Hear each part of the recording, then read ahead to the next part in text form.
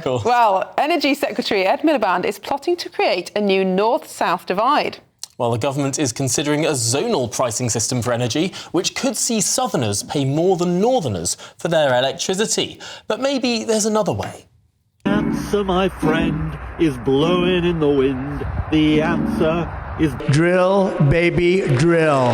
It's about lowering bills for good. I will approve new drilling, A sprint for clean energy. new pipelines, new refineries, Take back control of our energy system. new power plants, new reactors. But it is not climate leadership that is a threat to our economy. It's going slow. We will get the job done. We will create more electricity. We need to build this clean energy infrastructure. We're going to drill, baby, drill. the answer, my friend, is blowing in the wind. The answer is blowing in the wind.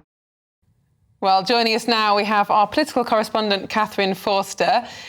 Katherine, this is what Ed Miliband is all about, isn't it? Clean energy, wind energy, more renewables. But he also says it will be cheaper, and that is debatable, isn't it? Well, yes, and this story is causing a lot of controversy. Today, the notion that if you live in the north of England, perhaps in Scotland, where wind power is plentiful, you might ultimately pay less for your electricity than if you live in the south of England. Now, critics say that that would be deeply, deeply unfair, that it would discourage investment. But people that think this is a good idea, and there's strong feelings on all sides, say that it would ultimately help to bring bills down for everyone. And part of this is the state of the national grid, basically the infrastructure, because the government is determined to decarbonise our electricity by 2030, something that many experts think is impossible, but pretty much everyone thinks is going to be very, very difficult. The national grid as it stands is going to need huge amounts of money to upgrade it to make that possible. So the thinking is, if you've got this more regional structure, that is going to be cheaper.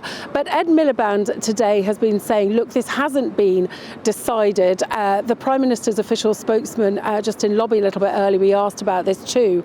And he also was keen to stress that this was a consultation that started under the previous government, and their ultimate ambition is to bring bills down. Ed Miliband said that he wants to bring down prices in a way that is fair. Now, he's at this big Energy Security Summit today in London. There's about 50 countries taking part in that, not China, worth saying, and about 60 big businesses. He's read out a message from the King, and the King has said that green energy will make countries more resilient and secure. Ed Miliband is saying, look, this isn't just good for the planet, this is good and essential for our energy security. But remember those pledges to bring £300 off our energy bills that Labour made before the last election. It feels that's a very long way away.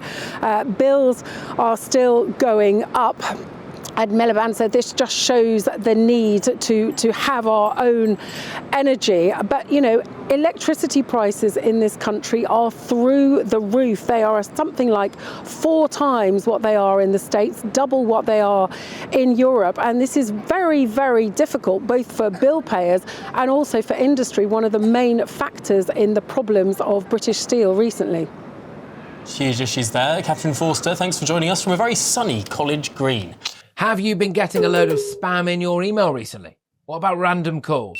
It's really annoying, isn't it? Data brokers are out there collecting your personal information. Anything from your email, your full name, your address, and even your political affiliation. Cyber criminals can even use AI to mimic the voices of friends and family to trick people into sending them money.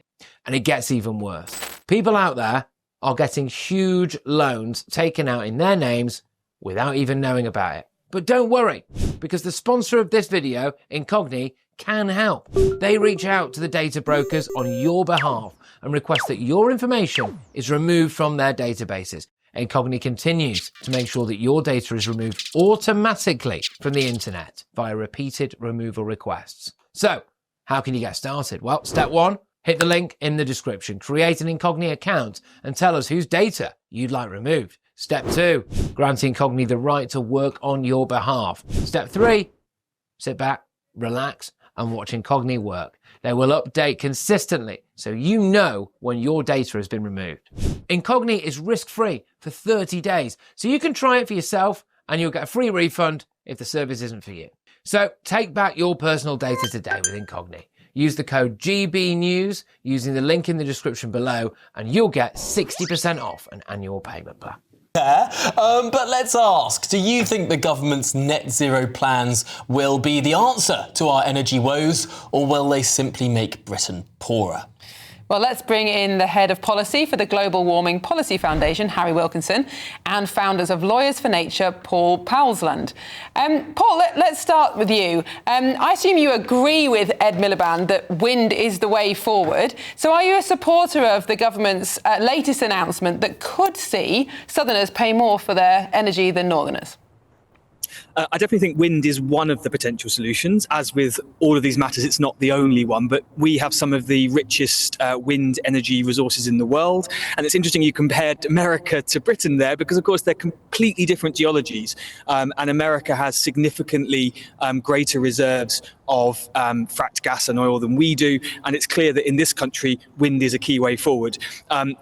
In terms of whether zonal pricing is the way forward, it's quite a delicate, detailed matter. But what's very fascinating is, why is that north-south divide going to be created? The answer is because North Scotland in particular has far more renewable energy resources than it can use, and that's why its bills would be cheaper.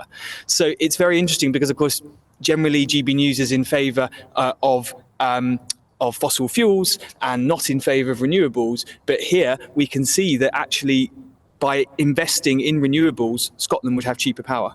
Well, there's a point, Harry Wilkinson. Isn't it the case the more you generate, the cheaper your bills could be? If there's zonal pricing, isn't that an incentive for people to have lots of wind farms in their backyards or solar farms on the next field over?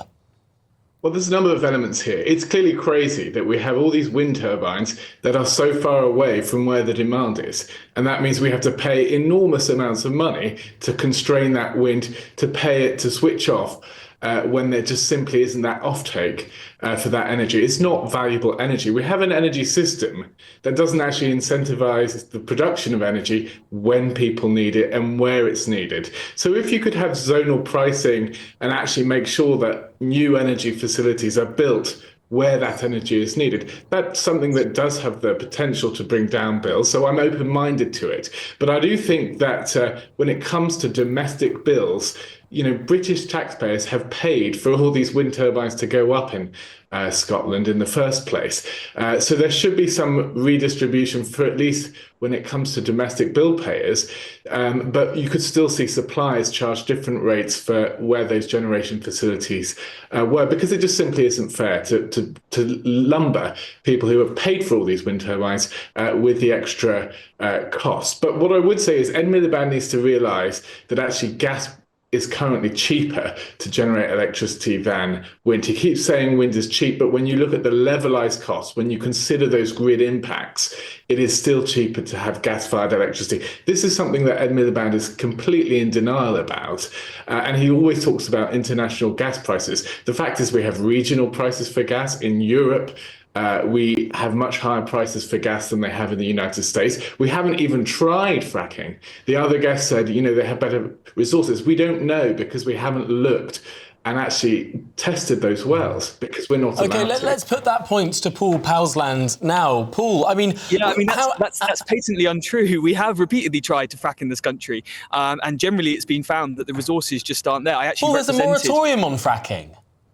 I actually represented a number of environmental protesters who were seeking to stop fracking in this country and had injunctions put against them. And ironically, sadly enough, it wasn't them that won it. It was the fact there was no gas there a lot of the time. One of the wells that I represented was, one of the wells where I represented protesters, the protesters lost, the injunction was given, and then they drilled for the gas and there was nothing there. They didn't encounter this supposed richness there. And actually many of those fracking schemes actually represented more of a Ponzi scheme and pumping pump and dump to investors than they ever did a serious vision for energy security. Paul, can we just bring this back to wind, because of course that is what Ed Miliband is staking his policy on. And isn't the problem that whether or not you're for or against wind power, and I don't agree that GBNews is pro fossil fuels and anti wind power. I mean, I personally am pro cheap, abundant energy, whatever that looks like. And there are many benefits to wind, but time and again, we've been told that wind power will reduce our bills. We now rely on wind power more than most other countries. It's a huge proportion of our energy intake, and yet our energy bills have gone up and up and up. That's the main problem with wind, is that it's nowhere near as cheap as people say, because the transmission costs are expensive, because they always cost more to build than people say they will. It's not true that wind is cheap, is it? Well, the issue is that UK electricity prices are pegged to gas, which are subject to whether it's regional or international gas prices. They're not strictly domestically pegged. And also, if wind is so expensive, then why is it unfair that Scotland is going to get cheaper energy in a zonal system because it relies on wind? Surely that isn't that a definitive slam dunk against your point? Because if wind was more expensive, no, not at all. The point is that wind is unreliable, and therefore we always need backup, and that's what increases the cost of the overall system. Okay, well, in that case, why that would be required in Scotland, wouldn't it, which relies on this renewable wind resource? If your point was true, wouldn't it be that the market cost of energy in northern Scotland, which relies on or has more wind generation power than anywhere else in the UK, wouldn't that be more expensive rather than the cheapest? It's very odd to be saying that wind is more expensive, but we are hard done by because we're going to be charged more in the south where we have less wind. Well, let's throw that point to Harry Wilkinson. Is there a point there that wind, when you strip it all down, I mean, this would lead to cheaper prices for the Scots?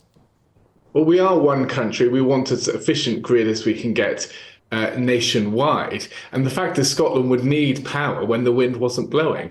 And of course, it would rely on power facilities from elsewhere. So this is about teaming together and having the best possible energy system that we can have nationwide. And if we're not incentivizing the provision of energy when we need it, then we're not going to have an efficient system. This is the fundamental failing with renewables. And I think Miriam put it so well there, because we have to have a reliable system. You can actually overbuild renewables massively, but you're just wasting huge amounts of money having additional capacity that isn't providing any extra energy during those periods. So you still have to have a completely parallel system of fossil fuel generation. This can't be an efficient way to run a grid. Well, Harry, Paul, thank you both so much for your time. Lively debate there. Thank you very much. And please do at home get in touch with your views on this debate. I think it's a very important one. Will be for some time to come.